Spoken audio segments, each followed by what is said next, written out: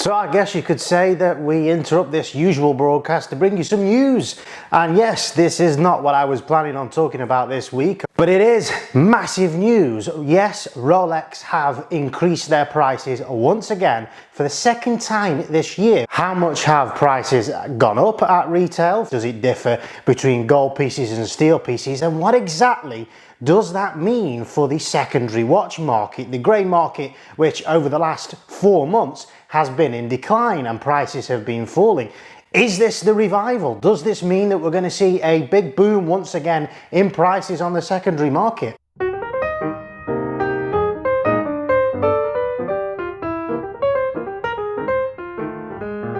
Hi guys, thanks for joining me, Vinny, back on the channel. Now yes, today, the 1st of September 2022, Rolex quietly increased the prices of all of their watches at retail on their website. Many could say that this was to be expected. Obviously, the world is experiencing a big problem at the moment with inflation. Everything is going up in price. Here in the UK, inflation, we've passed the 10% mark. Obviously, Rolex have had to react to that because they're paying more for raw materials and delivery of those raw materials. So we can expect, as the end user, for them to maintain the same profit margins as they were before, a price increase. However, this is the second time this year. We already saw back in April a price increase across the entire catalogue. For stainless steel models, there was an average increase of around 10%. And also for the gold ones, it was significantly less. There was an average increase of around 3 or 4%. That back in April was a major player and a big factor which drove what I call the hype bubble that happened between January and April, and actually drove prices up to levels on the secondary market that we've never seen before. 10% month-on-month inflation of prices. And obviously, as we know, that hype bubble has now burst. Over the last 3 or 4 months since then, we've seen a general decline in prices for Rolex. Over the last month, I've felt that prices have started to cool down and flatline. However, this bombshell has dropped on us where Rolex have increased their prices of all models at retail. And usually, guys, what does this mean? Usually prices go up across the board, not just at retail, but on the secondary market as well. So let's get into it then. How much exactly have Rolex increased their prices by? If we look at the Submariner date 126610 LN, as of today, the price sits at £8,450. It was yesterday only 8,050, so that's a 4.97% increase. The Submariner date Starbucks, that's the one with the green bezel, the old retail price was 8,500. Now they're asking 8,900. That's a 4.7% increase.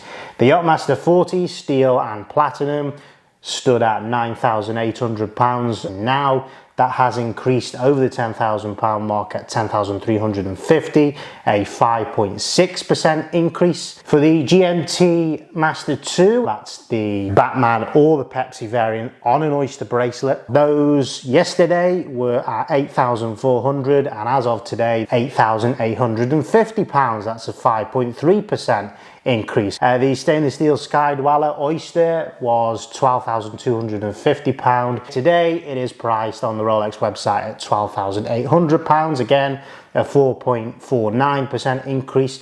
The Oyster Perpetual 41, it was a £4,850 watch. Today it is priced at £5,100. That's a 5.1% increase. The Daytona stainless steel 116500, now priced at £12,150. Before it was £11,600. Again, that is a 4.7% increase.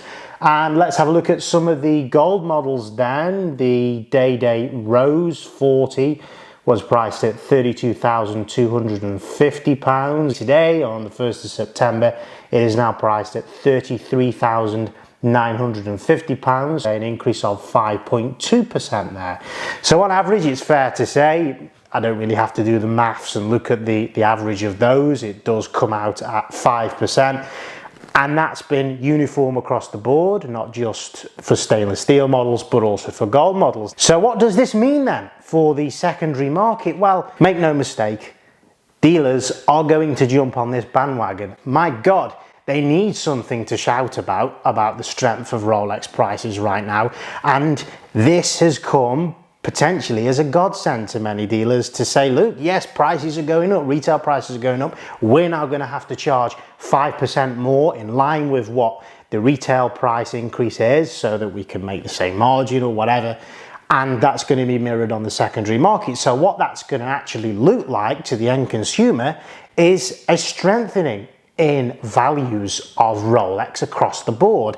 And that obviously isn't the case. When we talk about strengthening in prices on the secondary market, usually that's driven by demand. In this case, it isn't. It's going to be driven by a retail price increase. But make no mistake, dealers will jump on this bandwagon and try to ask 5% more for a Submariner date than they did yesterday when the prices were at their old level.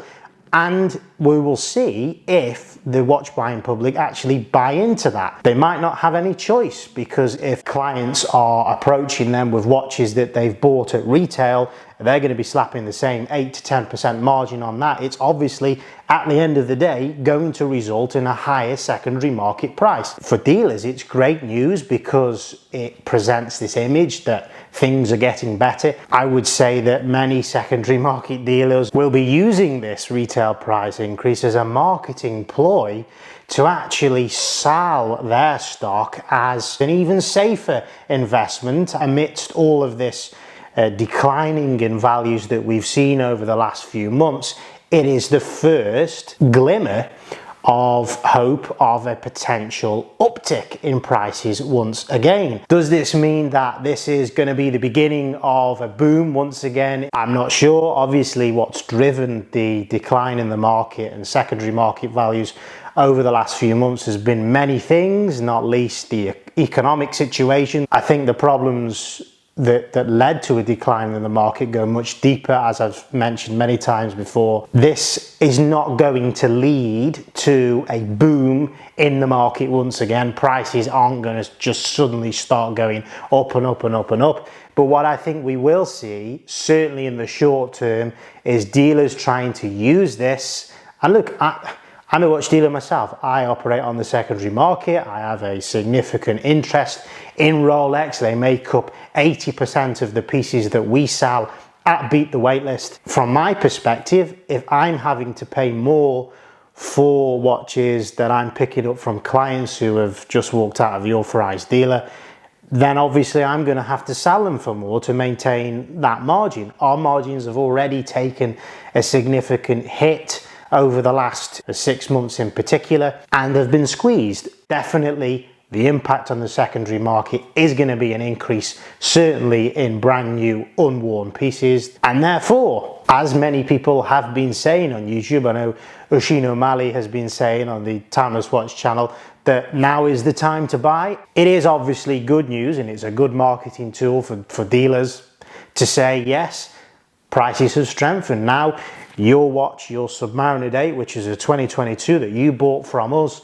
a few weeks ago, is now worth even more. What that might do is increase confidence in the secondary market end user who is buying watches and now sees that the watches that they own or have bought in the last couple of months go up in price. It might increase confidence for them to go back to the market and spend even more money. Oh yes, Rolex are a good investment. Maybe now's the time to buy, who knows? I didn't really want to say that because I know there'll be people in the comments saying, oh, you're a watch dealer, that you're trying to hike prices. I'm not. I've never tried to hike prices on this channel. But hey, that's the news.